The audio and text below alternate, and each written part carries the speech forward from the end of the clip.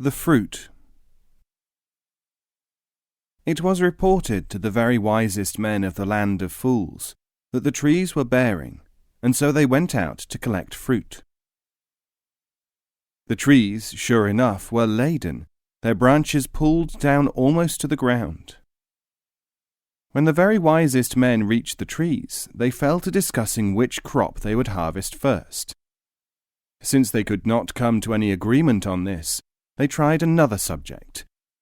Now they discovered that there was no accord about whether to pluck the fruit with their left or right hands.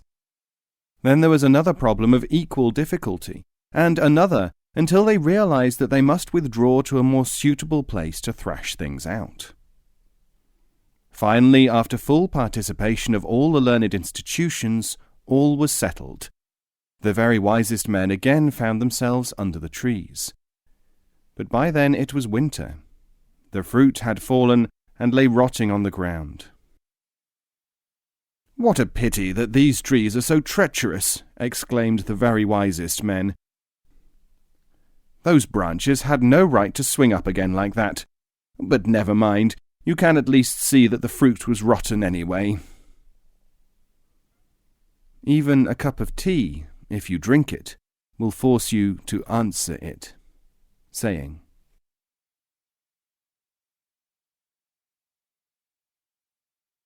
The magic word.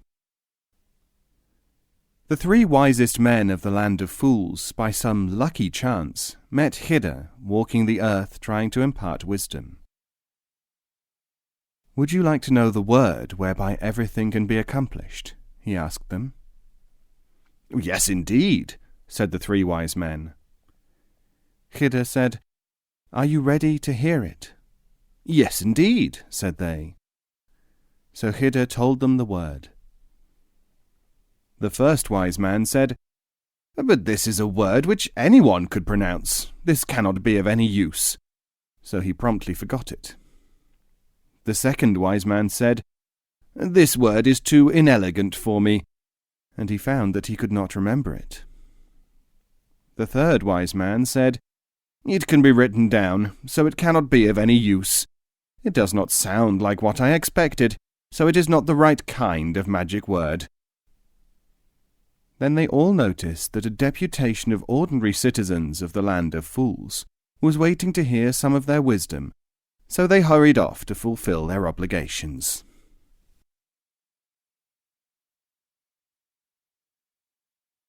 How to prove it. Two people of the land of fools were talking. The first said, "I'm no idiot, I can multiply numbers." The second said, "I don't believe it." "I bet you this silver coin that I can," said the first. "Go ahead then, let's hear you," said the second. "Here you are," said the first man. 2 and 2 are 99. "Fair enough, here's your money." People make a hat out of a pair of shoes, and then wonder why you ask them why they are not walking on their heads. Saying.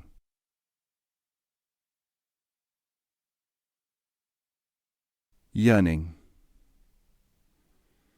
A man said to the sage Humayuni, "In my earlier years I used to yearn for a teacher and for instruction, but I never found any which fully satisfied me, and now I no longer feel such a need."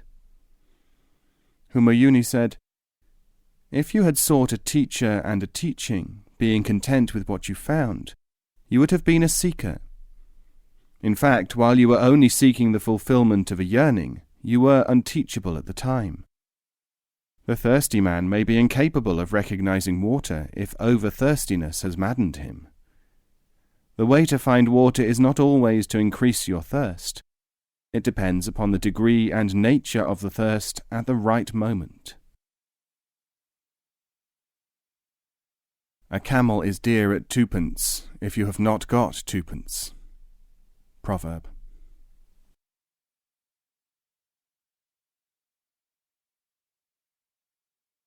Man and Sufi.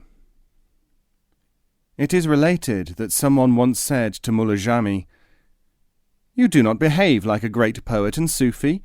How do we know that you are genuine?" He replied, You, on the other hand, behave almost exactly like a human being. That is how we know that you are not yet one. The cat can do what the tiger cannot. Proverb.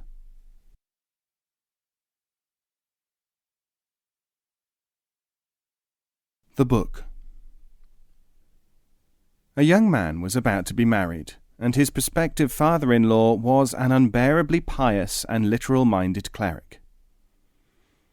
The youth went to his Sufi mentor and asked how the old man might be directed towards the path of understanding. "He will be directed," said the sage. "But in what manner?" "The question has been formulated, the answer will develop. The question is not permissible," said the Sufi. "Then how should I act towards my father-in-law, if that is a legitimate question?" asked the bridegroom. "Put up with him." When the wedding day came, and the couple moved into their new home, the cleric followed them, bearing on his back a huge leather-bound box. On its cover was inscribed, "The Holy Recital." The newlyweds put the case on a shelf and left it there. Some months later, things went wrong for the young man. He lost his job, his small capital was soon exhausted, and he thought about approaching his moneyed father-in-law for help to set himself up in a small business and to meet his growing debts. "Approach your father-in-law by all means," counselled the Sufi sage.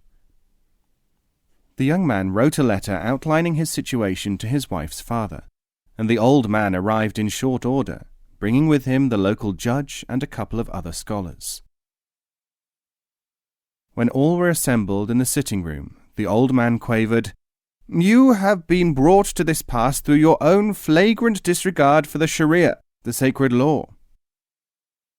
So saying, he pointed to the Quran case and called for it to be brought down and opened. "But why should you say that we do not have regard for the law?" asked the young man. "You do not read the scriptures," said the cleric.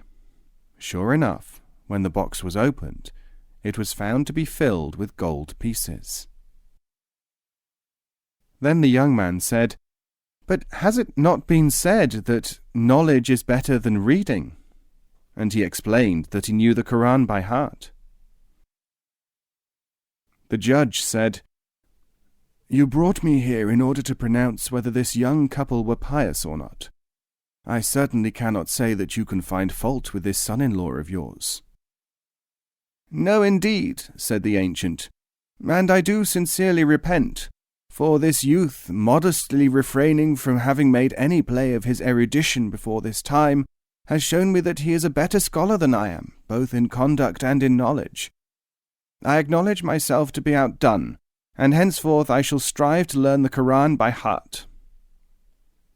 The two scholars exclaimed, "How excellent is his humility, and how admirable his resolve to perfect his erudition." "But," said the judge, "it has also been said that public humility ceases to be so when it is the subject of dramatic show."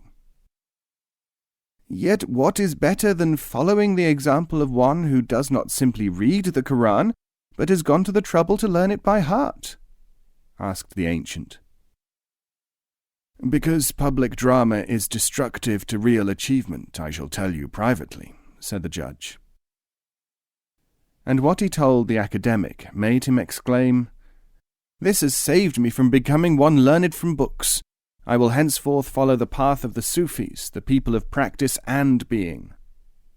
And he became a Sufi, whose life illuminated and still suffuses the thoughts and deeds of the people of the way.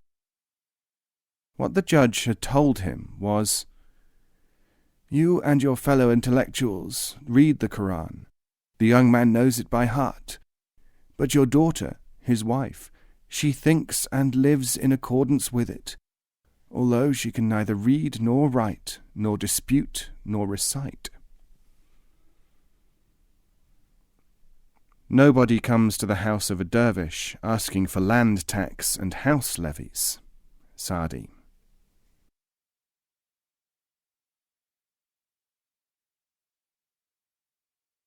Dervishhood. Abul Hassan insisted, "Thinking about the affairs of this world is nothing to do with the matter of the dervish path. Thinking about the next world is nothing to do with the matter of the dervish path. They stand in relation to one another as yesterday does to tomorrow. Today, something similar, but having its own individuality, that is the dervish path. A solved problem is as useful to a man's mind as a broken sword on a battlefield." Proverb.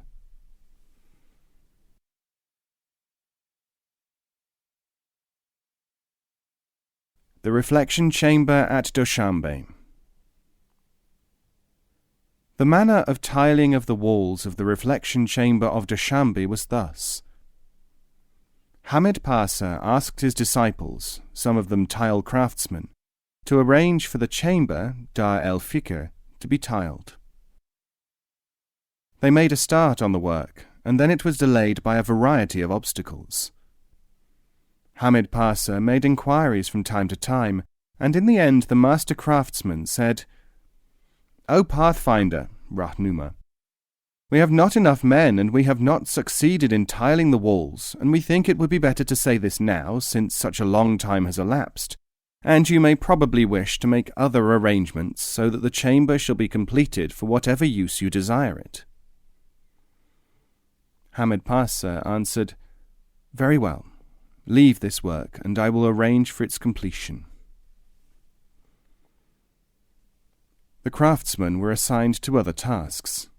After 2 years, Hamid Pasha called them in and showed them that the walls were impeccably tiled with glazes and workmanship of the highest quality and astonishing beauty. After Hamid died, it was discovered that his frequent absences from the tekia were due to his having spent his time in a tile yard, where he had made the necessary tiles himself. Later he had fixed them to the walls, without mentioning this to anyone except certain assistants, whom he asked to say nothing about the matter. His successor, Miran Jan, was asked, "Why did the Pathfinder not tell us that he had done this work himself?" Miran answered, "His explanation to me was that if he told you, you would feel rebuked, or that you were not in a condition in which rebukes were useful." Or, he said, "They would, in laziness, masquerading as proper admiration, regard me as some kind of wonder. Their trouble is laziness. My need was for the tiling. So I worked on the tiling, and I gave them work to do to improve their condition of laziness." There is one kind of man worse than the boastful man, a complaining one. Proverb.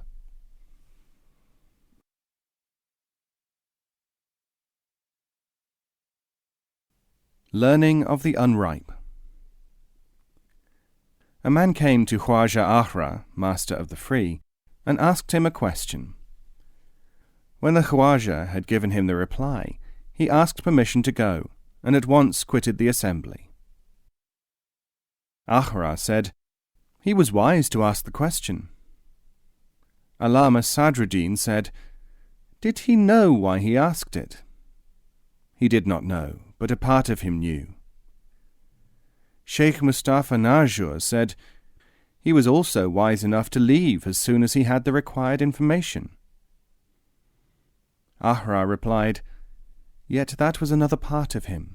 He was thinking that he should start off in time for congregational prayers in the great mosque."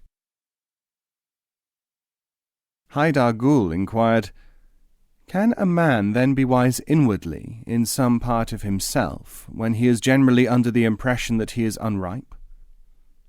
Were it not so, no man could attain wisdom in its fullness," said the master Ahra.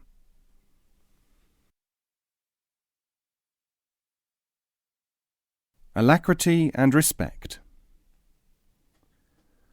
Musa Farawani said, "I served Sharif Abdul Malik for 20 years, and all I got from him was indifference. But I persevered, hoping that I would understand why he should pay so little attention to me. But I have never been able to solve this mystery." Daoud, son of Sufi, answered, "Did you serve him with the same alacrity which you would have shown had he been the king?" "I suppose not." "Did you serve him as faithfully as one serves the making of a complicated object, as does an artisan?" "I suppose not." "Did you serve him with the alacrity which you would have shown if he had been a high official or a military commander, if you had been a petty official or a mere soldier?" "I suppose not." "Then he was waiting for you to manifest those forms of service."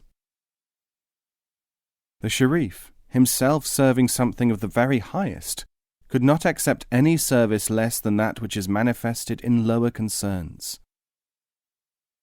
You call something a mystery when you will not see it. You call something service which is not service at all. You have not yet begun to serve, therefore you cannot ask why your non-existent service has not been accepted.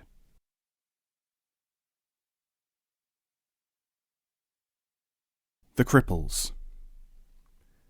In a public square one day, some people were shouting, "Down with the throne!" They were faced by a party of royal guards who were trying to beat them and take them prisoner. Sufi Zafrandos, accompanied by a few students, was watching the scene. "Which party should we aid?" asked a pupil. "The Cripples," said Zafrandos. "Which are the Cripples?" "Both. The one party is incapable of ceasing to oppose authority, the other is unable to cease opposing them. People handicapped in such a manner are in the grip of a disability which hampers them. They are crippled in thought as surely as a lame man is crippled in body. Why, therefore, do we feel sorry for, and try to help, only the physically handicapped, who are such a minority?"